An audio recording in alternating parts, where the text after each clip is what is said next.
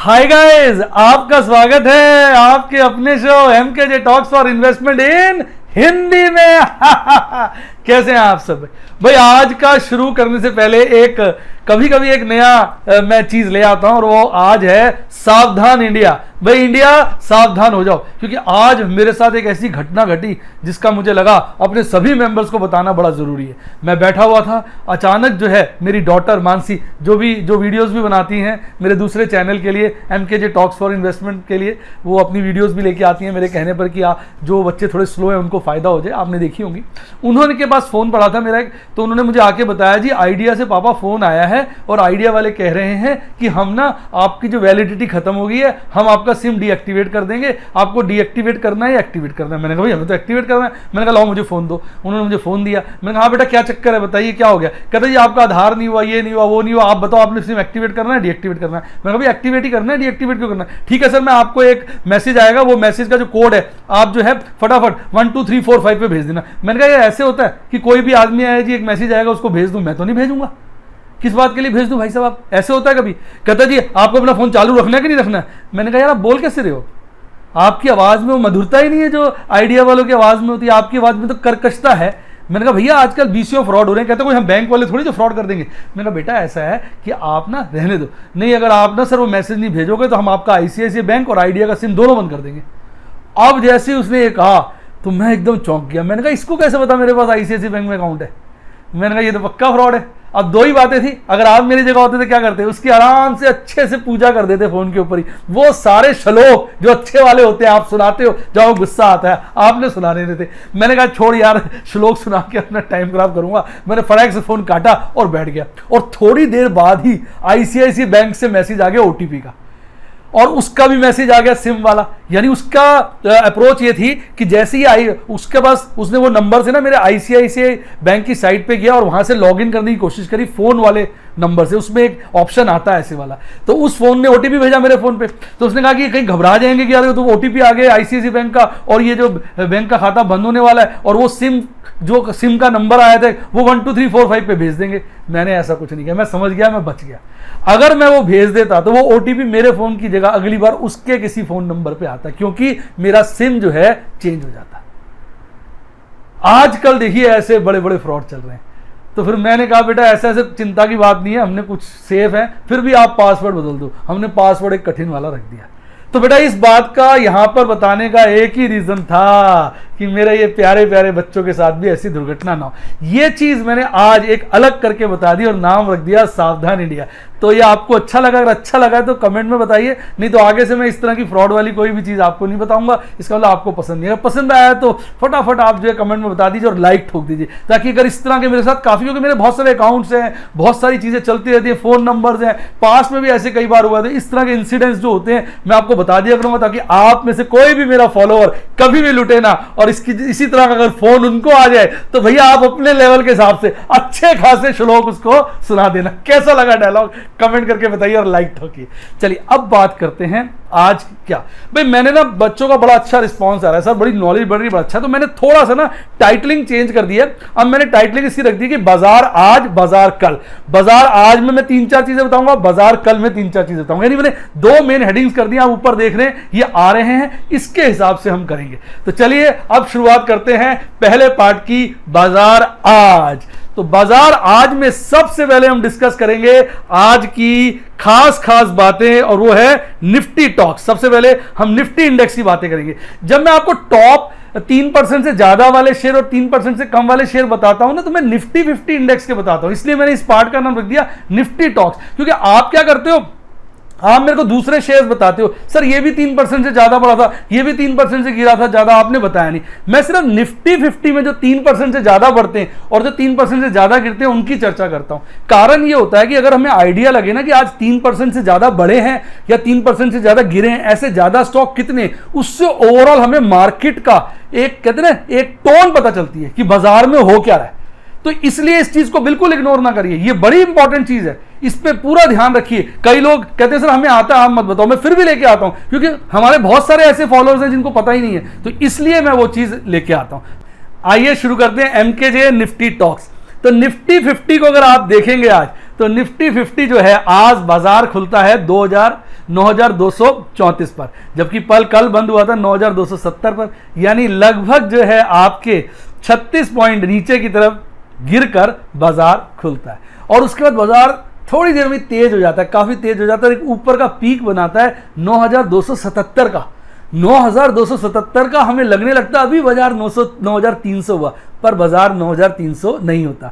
9277 का पीक बना के नीचे की यात्रा शुरू कर देता है, नीचे जाता रहता है, फिर ऊपर जाता है, फिर नीचे जाता है, फिर ऊपर जाता है, फिर नीचे जाता है। आप देखेंगे पहाड़ी नुमा सा चार्ट बन जाता है और उसके बाद नीचे गिरता है तेजी से और एक बॉटम बनाता है 9175 का। और जब ये 9175 का बॉटम बन रहा होता है तब दिल में जो है ना बड़ी हसरतें निकलने लगती है, अभी आया 9100, अभी आया 9100, पर 9100 नहीं आता। बाजार थोड़ा ऊपर चढ़कर खट खट खट ऐसे चलता चलता अल्टीमेटली लगभग क्या 9199.05 यानी 9200 पे बंद हो जाता है। यानी कि कल अगर देखा जाए खुला था 9234 पर और बंद होता है 9200 पर, यानी बाजार गिर के बंद होता है। तो आज कौन सी कैंडल बनी? Bearish candle. जब भी बाजार गिर के बंद हो यानी क्लोजिंग ओपनिंग से कम हो तो कैंडल बनती है बेयरिश। तो आज जो बनी बेयरिश कैंडल बनी। तो ये था आज का हमारा निफ्टी 50 का स्टेटस। अब देखते हैं भाई कितने शेयर्स हैं जो 3% से ज्यादा बढ़े। 1 2 3 4 5 6 शेयर हैं जो 3% से ज्यादा बढ़े। आज उसमें सबसे टॉप पे भारतीय इंफ्राटेल। कल भारतीय इंफ्राटेल 3% से ज्यादा गिरा था।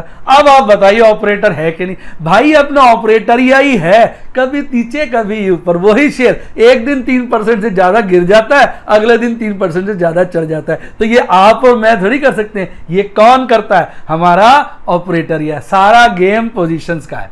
इंडसइंड बैंक भी तेज था, अदानी पोर्ट भी तेज था, जेएसडब्ल्यू स्टील भी तेज था और आज M&M के साथ अपना रिलायंस भी 3% की ज्यादा तेजी पे था और 1500 उसने काट दिए। रिलायंस में तेजी बनी रहेगी और रिलायंस ये कारण है कि निफ्टी ठीक से गिर भी नहीं पा रहा, क्योंकि रिलायंस का बहुत बड़ा वेट है निफ्टी 50 के अंदर। अब बात करते हैं उन स्टॉक्स की जिनमें गिरावट 3% से ज्यादा की थी और ऐसे हमारे पास 8 स्टॉक हैं और सबसे ज्यादा आज गिरावट थी ONGC की, फिर NTPC की, फिर BPCL की। यानी टॉप पे आज कौन सी कंपनियां? सरकारी, यानी सरकारी कंपनियां आज बॉटम तलाश रही थी, नीचे के रास्ते देख रही थी। और उसके बाद कोटक महिंद्रा, जी एंटरटेनमेंट, गेल, भारती एयरटेल और टाइटन। अपनी टाइटन भी जो है आज 3% से ज्यादा गिरी। आपको याद होगा टाइटन में मैंने प्रॉफिट बुकिंग की थी 960 या 50 के आसपास, मैंने वीडियो में बताया था। अब बात करते हैं किन सेक्टर्स में आज तेजी और मंदी थी। अगर हम की इंडिसेस की बात करें तो केवल एक स्मॉल कैप 100, हाँ आवाज ही नहीं निकल रही, हाँ अटक सा गया मैं, हल्का सा ही बढ़ पाया यानी 0.54%। उसके अलावा सारे के सारे इंडिसेस लाल लाल नजर आ रहे थे, लाल लाल नजर आ रहे थे। और सबसे ज्यादा आज देखा जाए कि इंडिसेस में विक्स गिरा है, जो इस बात का इंडिकेशन है कि पुट के प्रीमियम में घटना देखा गया अल्टीमेटली। और अब बात करते हैं अपने कौन से सेक्टोरल इंडिसेस की। सेक्टोरल इंडिसेस देखिए आज सिर्फ 2 इंडिसेस ग्रीन में थे। आज मैं उल्टा लेके आया हूं, ऊपर ग्रीन नीचे रेड। और सबसे ज्यादा ग्रीनरी थी PSU बैंक में और निफ्टी मीडिया पे। वो ग्रीनरी थी क्या? 0.05%, 0.04%। और अगर गिरावट देखेंगे तो भाई साहब गिरावटें आपको मिलेगी सबसे ज्यादा निफ्टी PSE में। तो यानी कि अगर देखा चाहे आप सेक्टोरल इंडेक्सेस देख लो, की इंडेक्सेस देख लो और आप चाहे गिरावट वाले शेयर देख लो, तो ओवरऑल आज जो मोमेंटम था वो गिरावट का था। शेयर कहीं ना कहीं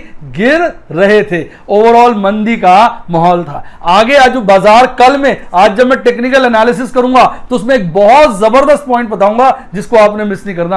आपके नयन चक्षु जो है खुल जाएंगे।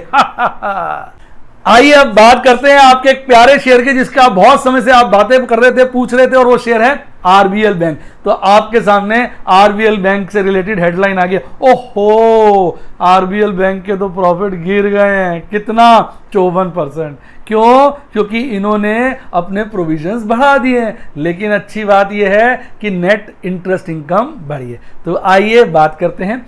RBL के प्रॉफिट गिरे हैं 53.7% से ईयर ऑन ईयर बेसिस पे देखा जाए तो ईयर ऑन ईयर बेसिस पे ये गिर कर हो गए 114 करोड़, जबकि इसी क्वार्टर में पिछले साल थे 247 करोड़। अगर सीक्वेंशियली देखा जाए, सीक्वेंशियली मतलब होता है क्वार्टर 4 को क्वार्टर 3 से कंपेयर किया जाए, तो प्रॉफिट्स में जंप है, क्योंकि इस बार पिछले क्वार्टर के मुकाबले कम प्रोविजन किया गया है। तो जो बाकी वैसे अगर आप ईयर ऑन ईयर बेसिस पे देखेंगे तो प्रोविजन जो है 207% से बढ़ा है और बढ़कर हो गया है 614 करोड़ का। तो ये हालात जो हैं इस वक्त आरबीएल बैंक के हैं। अगर आप नेट इंटरेस्ट इनकम की बात करें तो उसमें जो है 38.2% की ग्रोथ है ईयर ऑन ईयर बेसिस पर और सीक्वेंशियल बेसिस पर। सीक्वेंशियल होता है Q4 को Q3 से कंपेयर कर रहे हैं, ईयर ऑन ईयर हो गया इस बार के Q4 को पिछले साल के Q4 से कर रहे हैं। तो सीक्वेंशियल में अगर आप ग्रोथ देखेंगे तो वो 10.7% की है। एडवांस बुक देखेंगे तो वो भी बढ़ी है 7% से। और जो बेसिकली इनको प्रॉब्लम आ रही है कि इनके ना फिक्स डिपॉजिट्स काफी कम हो गए हैं। लोग डर रहे थे, इस माहौल में खराब हो गया था, तो लोगों ने क्या किया, प्राइवेट बैंक में से फिक्स डिपॉजिट निकाल के सरकारी बैंकों में करा दिए। तो ये समस्या इनको जो है आ रही है। अगर हम एसेट क्वालिटी की बात करें तो उसमें भी गिरावट है। नॉन परफॉर्मिंग एसेट जो है वो 29 बेसिस पॉइंट पर बढ़ गई है। 29 बेसिस पॉइंट होता है 0.29%, 100 बेसिस पॉइंट का 1% होता है। तो अगर आप क्वार्टर ऑन क्वार्टर बेसिस देखेंगे तो जो है ये 3.62% हो गया। पर जो नेट एनपीए है वो क्वार्टर ऑन क्वार्टर बेसिस देखेंगे तो डिक्लाइन हुए, वो 2 बेसिस पॉइंट पर डिक्लाइन हुए और डिक्लाइन होकर 2.05% हो गए। यानी एनपीए की बात करें तो ग्रॉस एनपीए हल्के से बढ़ गए हैं और नेट एनपीए ना के बराबर घट गए, यानी सेम ही रहे, ये कहना अच्छा रहेगा।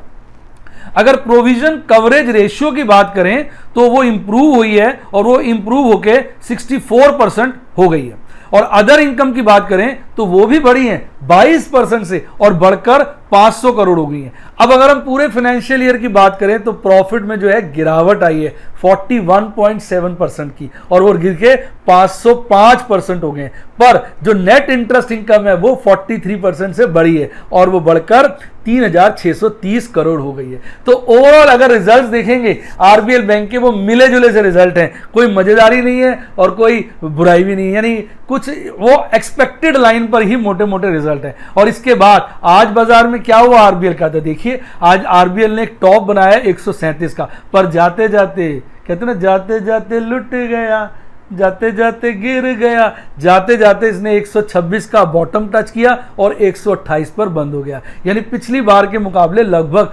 2.46% पर यह बंद हुआ है, गिरकर बंद हुआ है। अगर आप साल का देखेंगे तो साल की पीक 716 है और साल का बॉटम 101 है। कई लोग बोलते हैं कि सर आप ये नहीं बताते कि आप शेयर कब लेंगे। मैं इसका शेयर 100 रुपए से नीचे पे लूंगा, मैं 100 रुपए पे भी नहीं लूंगा, उससे नीचे पे लूंगा। और मैं जानता हूं प्रभु की कृपा से जो हालात चल रहे हैं कहीं ना कहीं मौका मिल जाएगा। मैं ये नहीं कह रहा हूं हालात बिगड़े, पर मुझे नजर आ रहा है कि मौका मिल जाएगा। तो मौके पे चौका लगाना हर आदमी का फर्ज होता है। आइए अब इसके स्टैटिस्टिक्स की बात कर लेते हैं। ईपीएस देखिए 12 रुपए की है और अगर प्राइस अर्निंग रेशियो देखेंगे तो 10 टाइम्स है, जो कि काफी रीजनेबल हो चुकी है। और प्राइस टू बुक रेशियो तो साहब बड़ी अट्रैक्टिव हो रही है, अरे खींच रही है मुझे अपनी तरफ। पता है कितनी हो गई है? 0.62। ये वो शेयर है जो 716 पे भी बिका करता था तो लोग लाइन लगा के लेते थे, एक एक दिन में बढ़ जाता था खूब। और अब हालात देखो फर्क पड़ गया। तो इसलिए कहते हैं ना वक्त से डरना, वक्त जो है अच्छे अच्छे की अकड़ निकाल देता है। तो बेचारे शेयर की अकड़ तो निकल गई है। अगर वॉल्यूम देखेंगे तो बहुत ज्यादा है, लगभग 6 करोड़ शेयर का वॉल्यूम है, लेकिन डिलीवरी देखिए नीचे वो मुश्किल से 9.27% है, यानी 10% भी डिलीवरी नहीं है। यानी इसमें बहुत सट्टा चल रहा है। इंट्राडे, कई लोग मैं देख रहा हूं मुस्कुरा रहे होंगे, इंट्राडे सुनते सर हम भी करेंगे। तो ये इंट्राडे अच्छी चीज नहीं है, पर एनीवे आपको छूट है, आप जो करें आप अपने मालिक हैं। अब डिविडेंड यील्ड की बात करें, प्राइस काफी गिर चुका है और पीछे तो डिविडेंड दिया है तो वो 2.1% आ रही है। सावधान, आरबीआई ने मना कर दिया है कि कोई भी बैंक डिविडेंड नहीं देगा। तो अगले साल तो डिविडेंड के लिए क्या होगा? ठन ठन गोपाल। डिविडेंड क्या हुआ? ठन ठन गोपाल। कैसा लगा डायलॉग कमेंट में बताइए और लाइक ठोके। अब बात करते हैं शेयर होल्डिंग पैटर्न की। भाई साहब शेयर होल्डिंग पैटर्न देखिए तो आपको मजा आ जाएगा। पूछो क्यों? क्योंकि एफआईज का स्टेक काफी बड़ा है, लगभग 24% का एफआईज का स्टेक है। म्यूचुअल फंड में कभी स्टेक इसमें लगभग 20% के आसपास है। यानी ये चीजें हमारे मन में कॉन्फिडेंस पैदा करती हैं कि शेयर अच्छा है, एफआईज का भी ज्यादा और म्यूचुअल फंड का भी ज्यादा। तो वैसे आप प्रमोटर स्टेक, कई लोग पूछते हैं भाई जीरो के हैं, क्योंकि ये प्रोफेशनली मैनेज कंपनी है, ये किसी ग्रुप को बिलोंग नहीं करती। जैसे रिलायंस बिलोंग करता है अंबानी साहब को, इसी तरह आप देखेंगे फ्यूचर ग्रुप बिलोंग करता है बियानी साहब को, इसी तरह आप देखेंगे अदानी ग्रुप बिलोंग करता है अदानी साहब को, इसी तरह टाटा ग्रुप बिलोंग करता है टाटा साहब को। तो इस तरह से वो जो ब्रांडिंग हो जाती है किसी बंदे की, किसी ग्रुप की, तो उसमें प्रमोटर होल्डिंग होती है। जब वो प्रोफेशनली मैनेज होता है, शेयर्स किसके पास होते हैं, डीआईज के पास, एफआईज के पास, कोई पर्टिकुलर इंडिविजुअल के पास नहीं होते, तब हम उसको क्या कहते हैं, प्रमोटर्स होल्डिंग जीरो है। तो आप इस बात को भी समझ गए होंगे। ये बात अगर समझ में आ गई तो फटाक से कमेंट में बताइए समझ में आई है कि नहीं आई है, और साथ साथ लाइक का बटन ठोको। अरे अच्छा लगे तो ठोको, दिल खोल के ठोको, पर लाइक का बटन भाई एक ही बार ठोकना, 2 बार ठोकते तो हट जाता है, 3 बार ठोकते तो आ जाता है, ये नहीं बार बार ठोक दो हट जाए, एक बार ठोक दिया बहुत है, बार बार नहीं ठोकना है। कैसा लगा डायलॉग, कमेंट में बताइए। आइए अब बात करते हैं दूसरी कंपनी की, HCL टेक्नोलॉजी। इसके भी Q4 के रिजल्ट आ गए। हंसा मैं इसलिए क्योंकि रिजल्ट अच्छे आए हैं।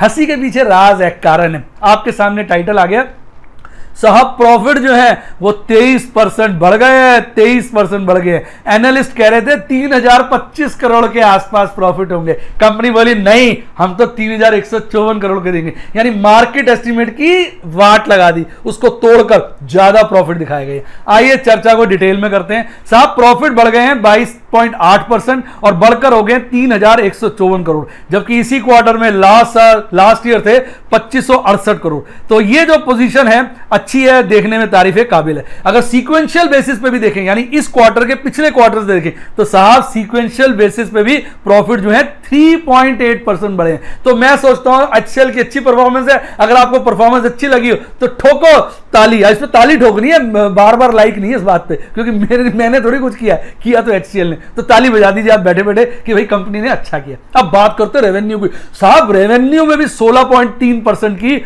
बढ़त है और वो बढ़ के हो गए 18,590 करोड़। पिछले साल इसी क्वार्टर में थे 15,990 करोड़। खासी बढ़त है, करोड़ों में बढ़त है। सेल्स 2.5% बढ़ी है सीक्वेंशियल बेसिस पे, ये तो अच्छी बात है। और डॉलर टर्म्स में देखोगे तो उसमें भी रेवेन्यू बढ़े, वो बढ़े 11.7%। और अगर सीक्वेंशियल टर्म्स में देखोगे कांस्टेंट करेंसी वैल्यू में, तो उसमें जो है नहीं, अगर सीक्वेंशियली देखोगे तो सेल्स फ्लैट है, अगर आप क्वार्टरली देखोगे ईयर ऑन ईयर बेसिस पे तो 11.7% बढ़ी है, और अगर कांस्टेंट करेंसी बेसिस पे देखोगे तो भी 13.5% बढ़ी है। तो ये हमारा HCL जो है अच्छी तालियां डिजर्व करता है। इसी के साथ अगर आप EBIT देखेंगे तो EBIT भी जो क्वार्टर का है 180 बेसिस पॉइंट से बढ़ा है, और साहब बढ़कर हो गया है 20.9%। सीक्वेंशियल बेसिस पे भी 70 बेसिस पे बढ़ा है, यानी हर तरफ ओवरऑल बहुत बढ़िया परफॉर्मेंस है। और सबसे अच्छी बात, कंपनी ने 14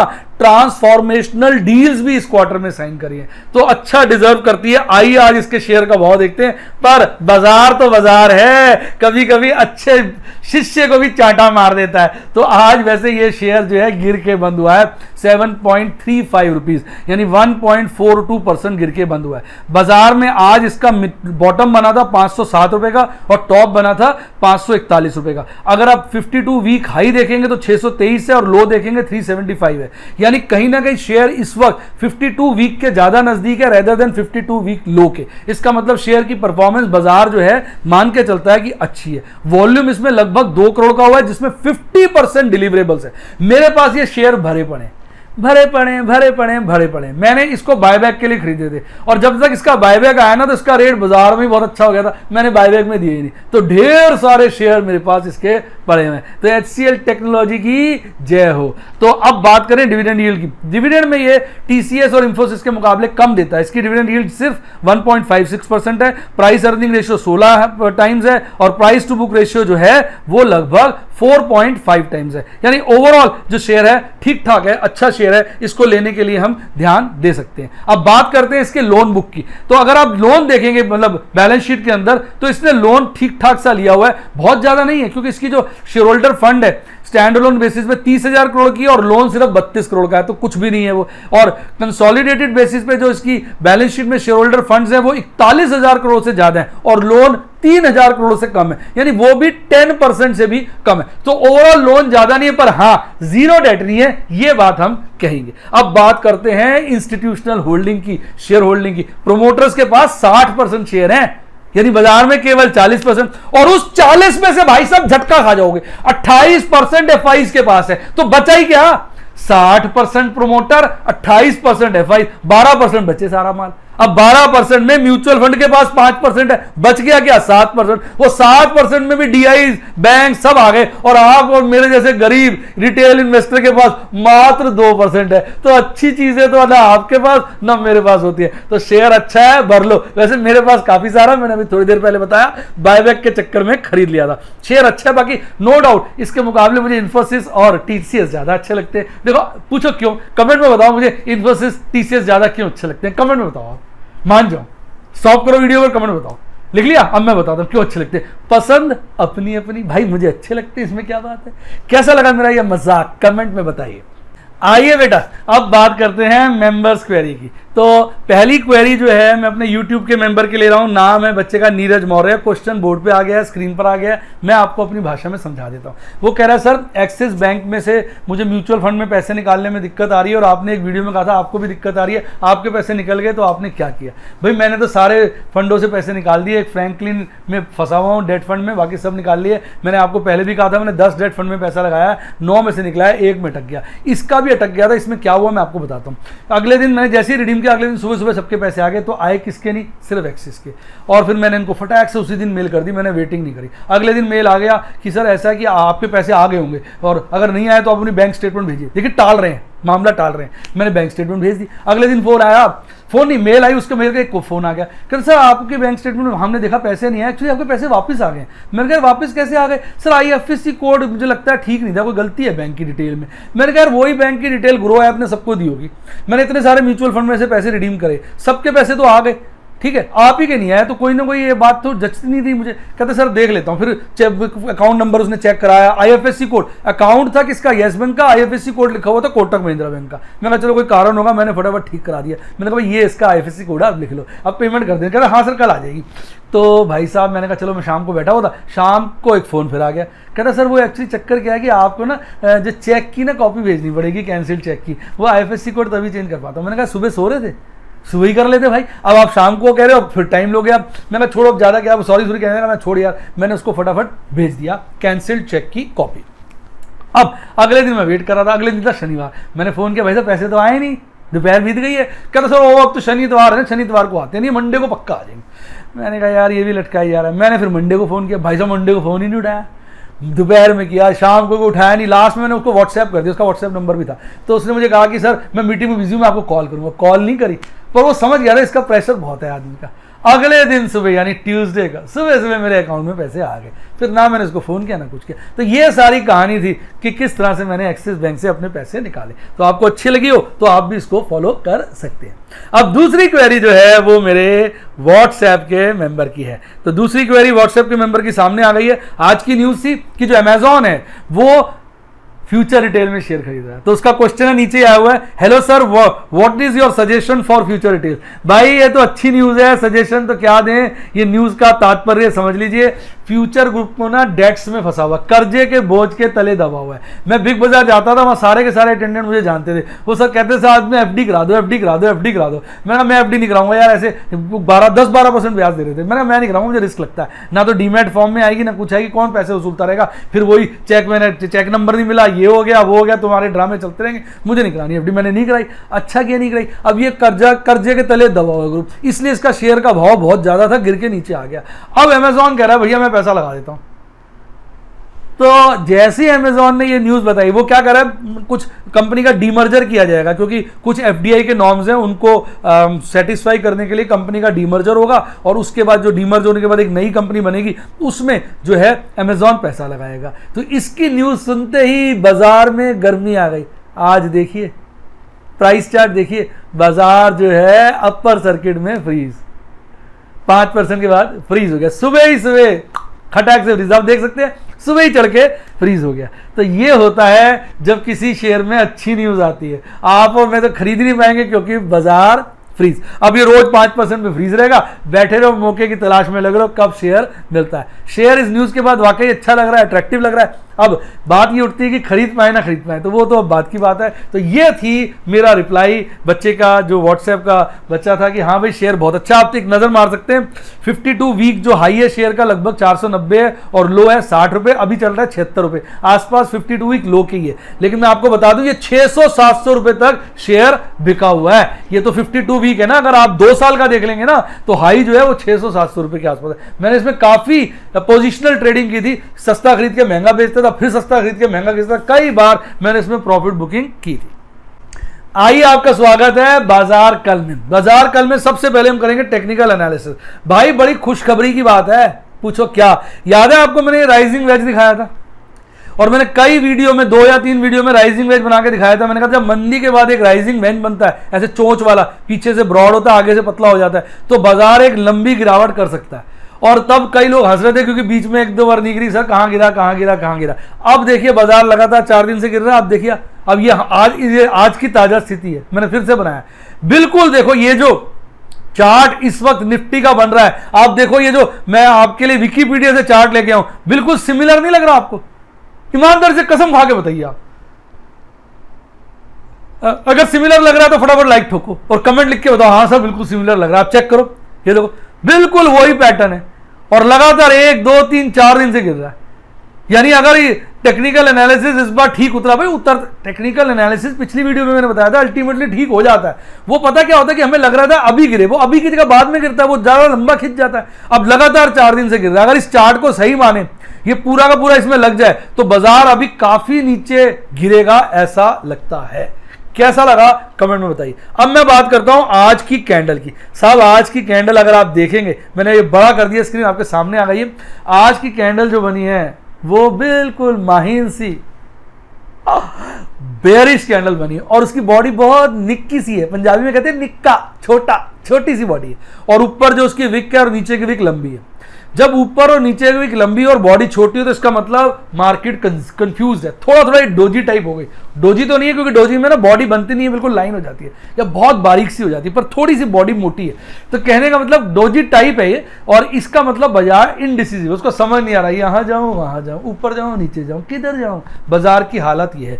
लेकिन चूंकि हमारा राइजिंग वेज बना है और बार बार हर कैंडल पिछले 4 दिनों की देख लो नीचे जा जाके बन रही है, तो मुझे ऐसा लग रहा है ये मंदी पकड़ में आएगी, बाजार गिरेगा। ऑल्दो मैंने आपको कई बार बोला है जब भी गिरता है चढ़ के गिरता, बीच में हल्का फुल्का चढ़ेगा भी, पर इस वक्त गिरावट की जो है माहौल बनता नजर आ रहा है। अब नीचे देखिए एमएससीडी चार्ट, एमएससीडी चार्ट में भी हिस्टोग्राम देखिए लगातार 4 दिन के लाल हैं और साइज में छोटे होते जा रहे हैं। और एमएससीडी लाइन जो है काली वाली और सिग्नल लाइन वो मिलती जा रही है, नजदीक होती जा रही है, उनकी जो गैप है वो कम होता जा रहा है। तो उससे लग रहा है कि कभी भी ये बेयरिश क्रॉसओवर बना सकता है। इसके अलावा अगर आप आरएसआई देखेंगे तो वो 48 के आसपास है, 50 से नीचे, तो कहीं ना कहीं आरएसआई पे भी वीकनेस झलक रही है। तो यानी अपना टेक्निकल एनालिसिस एक ही बात कर रहा है कि बाजार कमजोर है।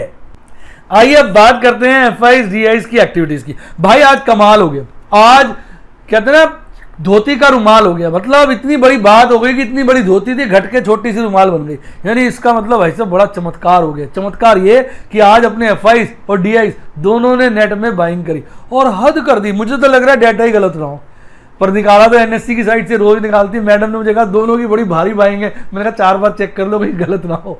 इतनी जबरदस्त एफआईज की बाइंग 19,000 करोड़ की। सही बताइए आपको सदमा लगा कि नहीं, कमेंट में बताइए कि सदमा लगा कि नहीं लगा। 19,000 करोड़ की नेट बाइंग। इन्होंने आज जो माल खरीदारी करी है 23,000 करोड़ की करी है, बिकवाली 4300 करोड़ की है और कुल मिला के 19,000 करोड़ का माल खरीदा है एफआईज ने। वहां डीआईज ने 7,000 करोड़ से ऊपर की खरीदारी और 3,200 करोड़ की बिकवाली करके नेट में लगभग 4,000, एग्जैक्ट बोलूं तो 3,818 करोड़ का माल खरीदा है। कुल मिला के दोनों भाइयों ने मिलकर आज लगभग 23,000 करोड़ का माल खरीद लिया। और अभी तक ये नेट में हमारी कितने दिनों से बिकवाली नजर आ रही थी और एफआईज तो कसम खा के रोज बिकवाली कर रहे थे और आज खरीदारी करके बिल्कुल चौंका दिया। साहब मैं तो झटका खा गया, चौंक गया। आपका क्या रिएक्शन है कमेंट में बताइए। आइए बात करते हैं ओपन इंटरेस्ट की। ओपन इंटरेस्ट यानी किसका, कॉल ऑप्शन का। यानी हम बात करेंगे ऑप्शन चेन एनालिसिस की। साहब पहले बात करते हैं कॉल के पॉइंट ऑफ व्यू से। कॉल ओपन इंटरेस्ट सबसे ज्यादा आज 10,000 रुपये और वो बड़े भारी मात्रा से बढ़ा है। और सेकंड हाईएस्ट 9,500 पे, वहां पर भी बढ़त दिखाई गई है, यानी 9,500 और 10,000 एक अच्छा रेजिस्टेंस का काम कर रहे हैं। पुट की बात करिए तो पुट 9,000 के लेवल पर बढ़ी है और साथ साथ 8,500 के लेवल पे घटी है, तो कहीं ना कहीं 9,000 का बहुत ज्यादा सपोर्ट का काम कर रहा है। और बाजार देखो अब 9,000 के नीचे आ ही नहीं पा रहा और 9,500 के ऊपर जा ही नहीं पा रहा, तो यानी पुट कॉल का डेटा अगर टुगेदर स्टडी करें तो काफी सही इंडिकेशन दे रहा है, और यही व्यवहार मुझे लगता है कल के दिन भी रिफ्लेक्ट होगा। तो हो सकता है कल बाजार हल्का सा 9,000 काटे, तो अगर 9,000 हल्का से काटा तो आप देखेंगे 8,500 का ओपन इंटरेस्ट बढ़ जाएगा, फिर अगला सपोर्ट आएगी 8,500 पे। क्योंकि 9,000 पे काट नहीं रहा, इसलिए लोगों को ये लग रहा है 9,000 नहीं कटेगा, इसलिए जो पुट राइटिंग है वो 9,000 पे ज्यादा हुई है। अब अगर आप पॉइंट ऑफ मैक्सिमम पेन देखते हैं तो वो अभी भी वही 9,000 पे टिका हुआ है, 9,000 पे टिका हुआ है। लेकिन अगर सेकंड हाईएस्ट लेवल देखेंगे तो मिलते जुलते दो जगह नजर आ रहे हैं, एक 9,500 पर और एक 8,000 पर। यानी बाजार ये कह रहा है कि भाई लग तो रहा है कि 9,000 पे चलेगा, लेकिन कहीं ना कहीं ऐसा भी लगता है कि बाजार गिर के 8,000 की तरफ ना दौड़ दे, यानी कहीं ना कहीं bearish tendency point of maximum pain भी हमें बता रहा है। और कॉल और पुट तो चीख चीख के कह रहा है कि बाजार 9,000 9,500 के बीच में रहेगा, और अगर बढ़ा दिया जाए तो 8,500 और 10 के बीच में रहेगा। तो ये था हमारा ऑप्शन चेन एनालिसिस। पर अब बात करते हैं पुट कॉल रेशियो की। पुट कॉल रेशियो यार लगातार बुलिशनेस की तरफ बढ़ रही है।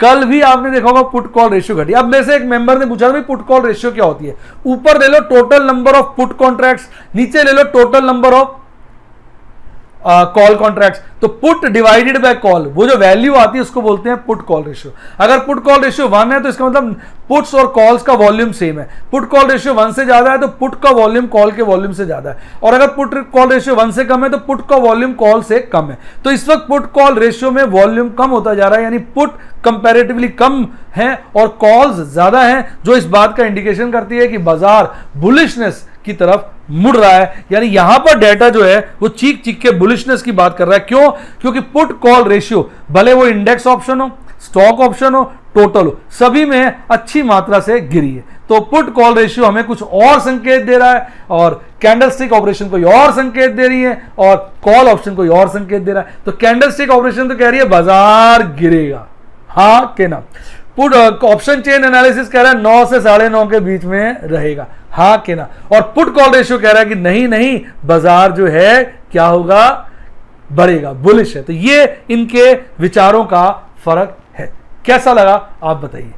आइए अब बात करते हैं अंतरराष्ट्रीय बाजारों की। भाई साहब, अंतरराष्ट्रीय बाजारों की स्थिति देख के जो मेरे भाई, मेरे दोस्त, मेरे बच्चे सोच रहे हैं कल बाजार गिरेगा, उनका चेहरा उतर जाएगा। कारण सारे हरे में और सब में 1% से ज्यादा की तेजी है। आइए देखें, डाउ जोन्स 1.29% बढ़ा हुआ है, S&P 500 1.29% बढ़ा हुआ है, नैस्डैक 1.24% बढ़ा हुआ है, स्मॉल कैप 2000 1.17% बढ़ा हुआ है, टोरंटो 0.57% बढ़ा हुआ है, बोस्पा थोड़ी तसल्ली हुई, ब्राजील जो है वो 0.5% गिरा हुआ है। यानी ओवरऑल अमेरिकी बाजार जो है काफी तेज है, काफी स्ट्रांग है। तो ऐसा लग रहा है कि कल बाजार जो है इंडिया का भी तेज हो सकता है। बाकी ये वक्त बताएगा कल सुबह का कि बाजार कैसा रहता है। अगर मजा आया तो वीडियो को लाइक करें, अपने दोस्तों के साथ शेयर करें और मेरे चैनल को सब्सक्राइब करें। और मेरे अगर आप YouTube के मेंबर बनना चाहते हैं, अगर आप ढेरों ज्ञान चाहते हैं, नॉलेज चाहते हैं, एजुकेशन चाहते हैं, तो सिल्वर, गोल्ड, डायमंड के मेंबर बन सकते हैं। सब्सक्राइब के साथ ज्वाइन का बटन है, दबा दीजिए, सारे फीचर्स आ जाएंगे। और इसके साथ अगर आप चाहते हैं नहीं व्हाट्सएप का मेंबर बनना है तो व्हाट्सएप करिए, फोन नंबर डिस्क्रिप्शन बॉक्स में दिया हुआ है। मेरा स्टाफ आपको सफायर और रूबी मेंबर बनने की आपको हेल्प करेगा। रूबी मेंबर वो बनते हैं जिनको FNO का शौक है, FNO की नॉलेज चाहते हैं, और सफायर मेंबर वो बनते हैं जो cash and carry, mutual fund, safe investment करना चाहते हैं, हर तरह के GTT ऑर्डर्स ये सब सीखना चाहते हैं। उनके लिए सफायर अच्छा है और बाकियों के लिए रूबी अच्छा है जो FNO में चाहते हैं। और मैं इसमें आपको लाइव डेमोन्स्ट्रेशन देता हूं, आपको सारी बातें ऑडियो मैसेजेस के द्वारा, स्क्रीनशॉट्स के द्वारा समझाता हूं, आपकी क्वेरीज भी बताता हूं, और साथ साथ अपने सारी इन्वेस्टमेंट्स एक्चुअल वाली कब करता हूं उसके स्क्रीनशॉट आपके साथ शेयर करता हूं, ताकि आपको लाइव डेमोन्स्ट्रेशन मिल सके कि काम और कार्य कैसे होता है शेयर बाजार में। इसके अलावा कोई डीमैट अकाउंट खुलवाना हो, कोई म्यूचुअल फंड में अप्लाई करना हो, तो सबके लिंक डिस्क्रिप्शन बॉक्स में है।